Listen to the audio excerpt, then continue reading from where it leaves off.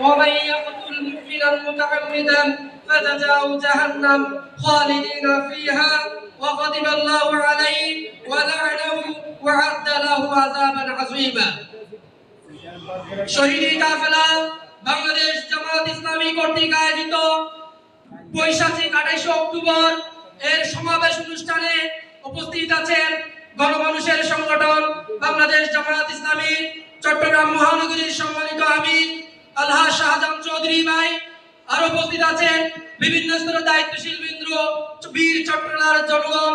আসসালামু আলাইকুম ওয়া রাহমাতুল্লাহ। আপনাদের সামনে আমি পবিত্র কোরআনের একটা আয়াত তেলাওয়াত করেছি। সেখানে আল্লাহ রাব্বুল আলামিন বলতেছেন, কেউ যদি ইচ্ছাকৃতভাবে কোনো মুমিনকে হত্যা করে তার প্রতিদান হচ্ছে জাহান্নাম। ইচ্ছাকৃত যদি কাউকে হত্যা করা হয়, কোনো মুমিনকে হত্যা করা হয়, তার প্রতিদান জাহান্নাম। এবং আরো বলা হচ্ছে আল্লাহ রাব্বুল আলামিন তাদের উপর রাগান্বিত থাকেন, তাদের উপর আল্লাহ রাব্বুল আলামিন লানত দেন এবং আল্লাহ রাব্বুল আলামিন তাদেরকে কঠিন আযাবের নিশ্চয়তা দিচ্ছেন। প্রিয় দায়িত্বশীল ভাইরা, আপনারা জানেন শুধুমাত্র একজন মানুষকে হত্যা করলে জাহান্নামে যাওয়ার ঘোষণা কোরআনে, কিন্তু আমরা দেখেছি গত 16 বছর শত শত ভাইদেরকে হত্যা করেছে। 2006 সালের 28 অক্টোবর আমাদের 13 জন ভাইকে নৃশংসভাবে তারা হত্যা করেছে।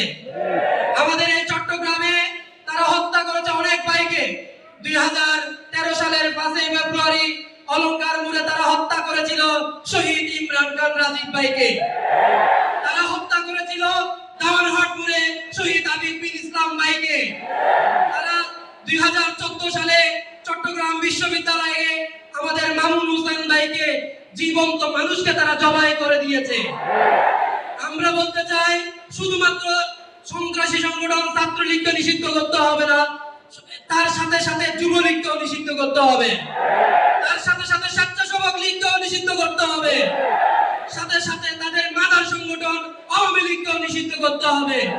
আপনারা জানেন গত 17 বছর ছাত্র শিবির এবং জামাত ইসলামীর মধ্যে উপর কি অবর্ণনীয় তারা নির্যাতন চালিয়েছে। তারা মনে করেছিল জামাত এবং ইসলামী ছাত্র শিবিরের উপর নির্যাতন চালালে ইসলামী আন্দোলন বন্ধ হয়ে যাবে। ইসলামী আন্দোলন কি কখনো বন্ধ হবে? ইনশাআল্লাহ পৃথিবীতে ইসলাম এবং ইসলামী আন্দোলনকে কোন ফ্যাসিস্ট সরকার, কোন শক্তি এই দেশে নিশ্চিহ্ন করতে পারবে না ইনশাআল্লাহ।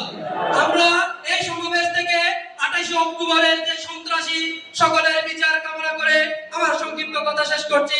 আসসালামু আলাইকুম ওয়া রাহমাতুল্লাহ।